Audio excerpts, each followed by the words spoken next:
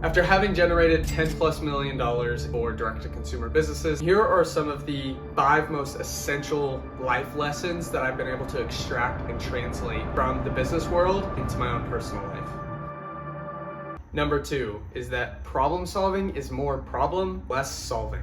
Everybody has a freaking solution to your problem, and they're all crap. Especially in the business realm. Everybody has a solution. When there's a problem or there's something not going right that's losing tons of money, I'm not necessarily talking about missed opportunities. I'm talking about actual problems, things that are of concern, that are losing money, time, whatever it may be. Everyone thinks they know how to implement this one simple, easy trick that nobody else thought about that would solve it and make it all perfect.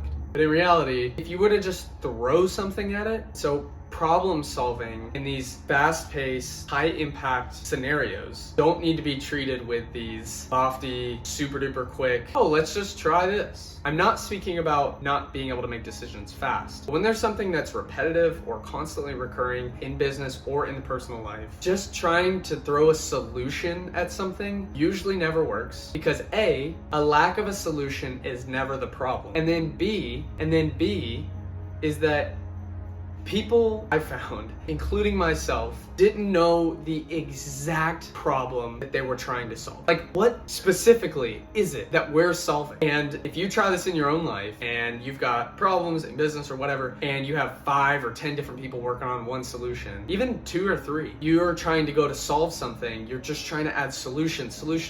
What would patch this problem? What would fix it? The problem is you may not have the clearest idea on exactly what the heck you're solving, because if you did, it starts to become a lot more obvious. And I found this out myself where for years I just tried to patch things up, solve things, throw some more stuff at it. Oh, we're missing this. Let's throw this, whatever it is. And one of the best examples I can give you on this happens all the time, you've probably experienced this as well, is when you or somebody else in your family is sick.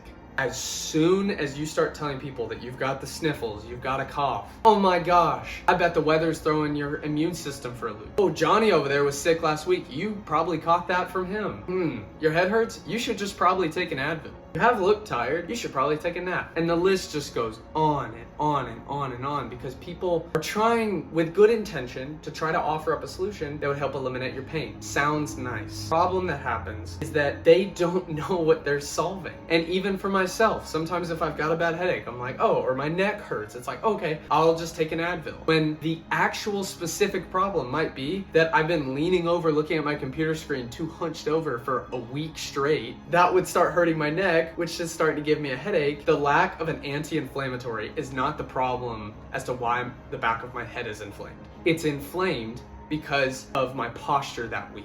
Or to go even further, maybe it's that I've been traveling all week and I haven't had my monitor, so I've had to lean over. Or whatever the deeper root cause might be, I think you can start to see here where we go from, I should take an Advil to maybe the solution is I need to buy a portable monitor, or my chair is messing with my posture a ton.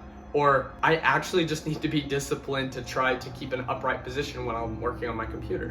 Whatever the solution may be to this maybe real, maybe theoretical scenario of my neck being inflamed that's giving me headaches, I think that you can see the point I'm trying to make here. Problem solving is more problem and less solving. There's this book, I haven't finished it, so I can't vouch for it. I read the first few chapters. It's called Managing to Learn. And it is one of the most frustrating books I've ever read in my life. It's about this guy who is working at a manufacturing plant. And his coach, his boss, tells him to go work on one of these big problems they're having at opening up a new manufacturing plant. And as he goes along, I won't spoil it because I don't even know the end of it, but as he goes along, he finds these solutions, these things that he just knows is going to work and that he wants to implement and he's fired up about. And the coach says, hey, what about this? What about this? What about this? Why would that work? Are you absolutely certain that this is the thing that when implemented would actually make the real change and difference? And he keeps coming back time and time again saying, no.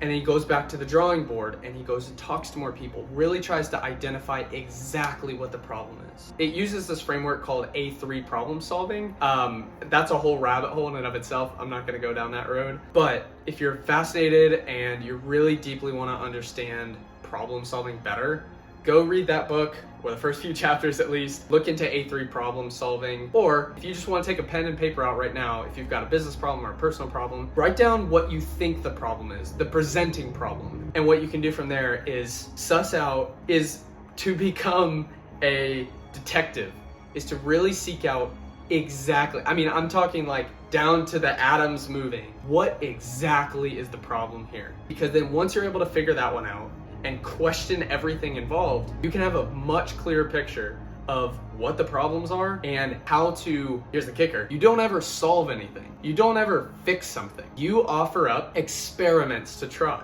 And so if someone is a problem solver and they're constantly saving the day, first of all, why are those problems there that were so easily fixed? Why were those problems there in the first place that could have been so easily fixed by this one person? Maybe they're not a superhero. Maybe they're lagging behind and just coming in to save the day when it's convenient for them. Maybe they're not actually doing their work. They could have just done it sooner. And so within experimenting, it's so much more impersonal, which is actually a good thing, specifically in business. I would say I would argue even in life, where you don't have to make something so personal. It can just be something that might actually just need to get fixed on a material level. And so with experiments, the freeing concept of experimenting is that you're putting forth this idea that, hey, I don't know what will solve this, but I do know the problem incredibly well. I know what our target state is. I know the gap between the exact problem and the exact target that we're after. Now, based on that gap of knowing clearly defined gap of what the problem is and having a very clear path on what it looks like, we can then start offering up experiments to test that will help move everything in the right direction, as opposed to, oh, I've got to solve, and then we try and we spend a bunch of money, and if it doesn't work, it's on you, versus getting everyone involved. And you're going to be able to get a much better list of experiments from everybody versus it's on one person and they're going to solve it all. It's like, let's look at this in a broad way and see how we can test things to move the needle, the exact thing that needs to be moved or changed or eliminated. That's it with problem solving. I'm a huge fan of problem solving, or problem troubleshooting rather, is that it's not about the solution. No one's ever solving anything. They're testing things that may or may not help get closer to the target state.